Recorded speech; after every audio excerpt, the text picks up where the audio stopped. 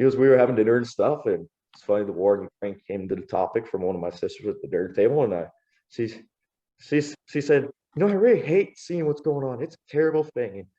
I said, yeah, I agree. And my dad chimed in. He said, well, don't feel bad about anything of which you can't control or you're not involved in. And in my head, I'm like, oh boy, Yeah.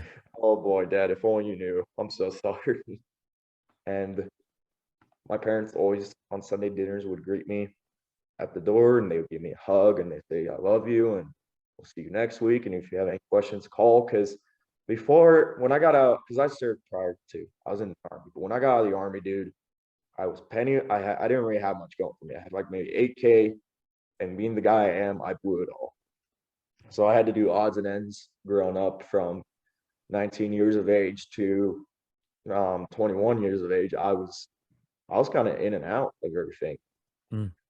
And when I was 21, that's when I hit the hardest, because then at that point I was living in my car, living on the streets sometimes, you know, scraping by. Like I'd switch it up. Like during the spring and summer, I was down in Texas doing ranch work, and then I'd collect cash there and come back up. And I kind of got into a rhythm of that eventually. But it was that fall that, you know, I ran out of money because I owed people money. I had medical bills. I had to do all this shit. So come October of 2021, I woke up on the 13th, and I had no money to my name, and I had no gas in my car, and I was fucked. So my parents took me back in and helped me on my feet. So they got me an apartment, they got me a new job. I was comfortable, I was living pretty decently. And then all that changed, man, when the war started, and I threw it all away.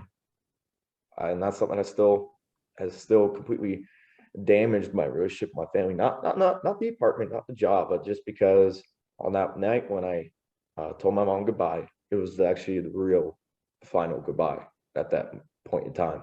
You know, that was the point in time where it was going to be, you may not see me again. And did you think you weren't going to come back? Like, was it 50-50 odds, or was it 90-10 odds that you're not going to come back? You know, honestly, when I crossed in the Poland, dude, I guess I was trying to kind of hype myself up for the war. You know, I listened to my music on the whole point fight there. I was keeping myself kind of calm. You know, I was trying to keep a realistic outlook on it. Because like I said, I thought about Sasha the whole time. I've never met this girl, by the way, though, too. And I figured out only recently, it was 2 weeks ago, I only figured out recently she's in America, and she's getting a prosthetic for her arm.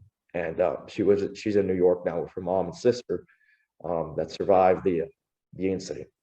And so yeah, I guess I told myself I'm not going to be a hero, but I'm going to do whatever. I'll find whatever I need to, so that no one else like her has to be in that position. I said I'd rather be in that position. So I'd say after it was after that white phosphorus incident, I think at that point I had like maybe a 50-50 outlook on coming back, but at the same time, you know, because I got to know some of the other Americans on that recon team, and I felt like, oh, maybe if they're going home, they'll sympathize and take me back with them, you know. But after that white phosphorus incident, dude, when we're looking at each other, and we were all just shocked, like we were like a bunch of scared, you know, rabbits, dude. As if, you know, when a rabbit gets chased by a wolf, that's how I felt. I felt like the Russians were the wolf and I was the rabbit. And at that point, I felt like I'm not going home. You know, I honestly felt like I was ready to. I was accepted that I'm going to die here, and not because I wanted to die. I just felt like there's no way I'm going to see home again, you know. And so when my parents found out that I'd left, my mom told me that when they put out a missing person report first, and when that turned up nothing, the missing person report went up to the federal level, because then my parents assumed I'd gone to Ukraine. So then it became more serious to try to find me where I was. But when it was like the state troopers and stuff had been keeping an eye out for me and stuff, when they called my parents, it was based off what my mom said, you know, they said, we can't find your son. We're sorry.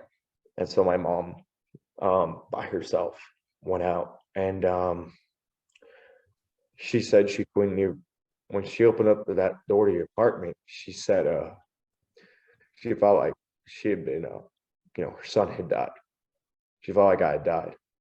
And she said that was the hardest thing to do in her life. And it's one of the things I still haven't forgiven myself for.